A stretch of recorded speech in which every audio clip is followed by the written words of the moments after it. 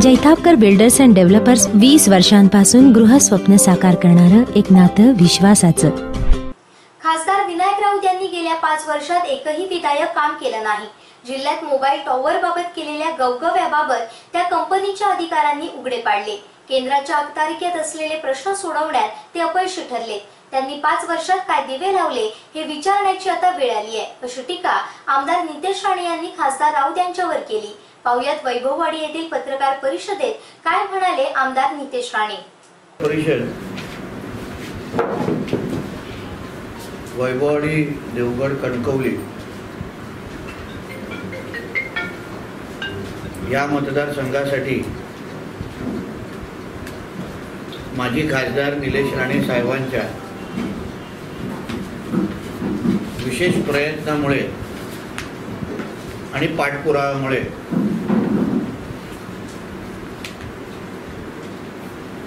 पंचवीस-15 अंतर्गत 2,71,00,000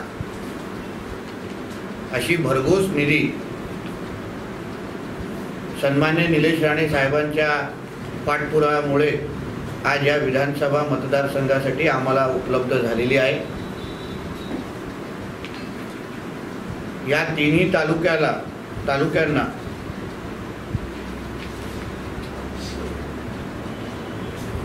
अशा पद्धतीच्या मोठ्या प्रमाणामध्ये निधी उपलब्ध करून देण्यासाठी आमच्या सगळ्या पदाधिकारी आणि माझ्याकडून निलेश राणे साहेबांचे विशेष आम्ही आभार मानतो। यामध्ये वैभववाडीसाठी 75 लाख, देवगडसाठी 51 लाख आणि कणकवली 51 आणि वैभववाडी 75। कणकवली 51 लाख, देवगड 45 आणि वैभववाडी 75 लाख अशी भरघोस निधी निलेश राणे साहेबांच्या माध्यमातून आम्हाला उपलब्ध झालेली आहे। खासदार नसताना, लोकप्रतिनिधी नसताना पण या मतदारसंघासाठी निलेश राणे साहेबांनी जी निधी उपलब्ध करून दिली आहे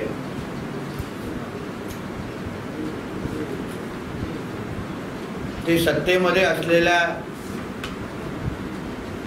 लोकप्रतिनिधींना, खासदारांना विचार करण्यासारखी गोष्ट आहे की एक व्यक्ती सत्तेमध्ये नसताना, पदावर नसताना पण एवढी निधी उपलब्ध करून देऊ शकतो, तो उद्या त्यांना निवडून दिल्यानंतर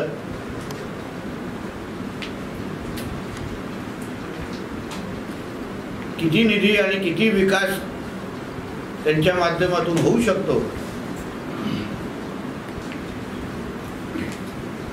असा संदेश या माध्यमातून दिलेला आहे।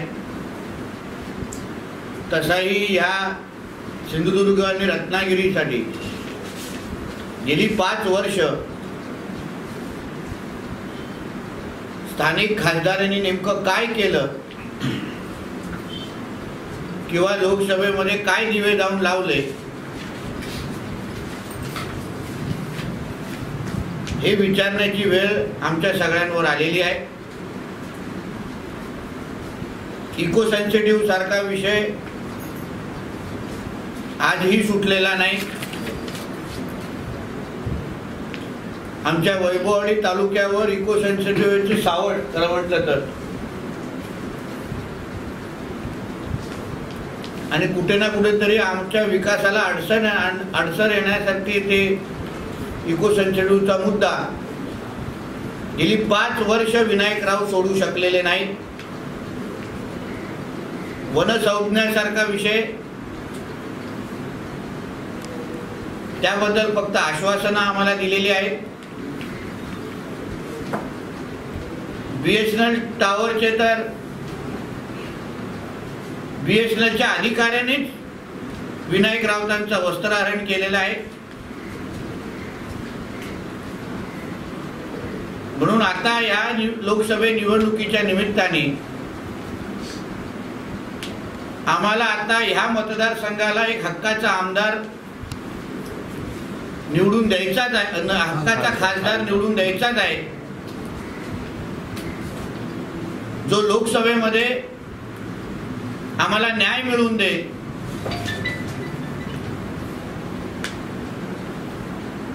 हायमास्टर टॉवरचं उद्घाटन करणं हे काय खासदाराचं काम नाही, ते तर ग्रामपंचायत सदस्य पण करू शकतात. पण केंद्र पातळीचे जे विषय आहेत ते गेली 5 वर्ष विनायक राऊत कुठल्याही पद्धतीने त्याला न्याय देऊ शकलेले नाहीत.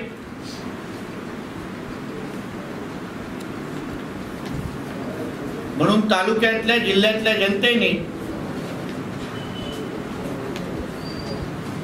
या सगळ्याबद्दलचा विचार करून महाराष्ट्र स्वाभिमान पक्षाच्या वतीने निलेश राणे साहेबांनी उमेदवारी जाहीर केलेली आहे. म्हणून त्यांना परत आपला हक्काचा खासदार संसदेमध्ये पाठवावा एवढीच अपेक्षा या निमित्ताने व्यक्त करतो.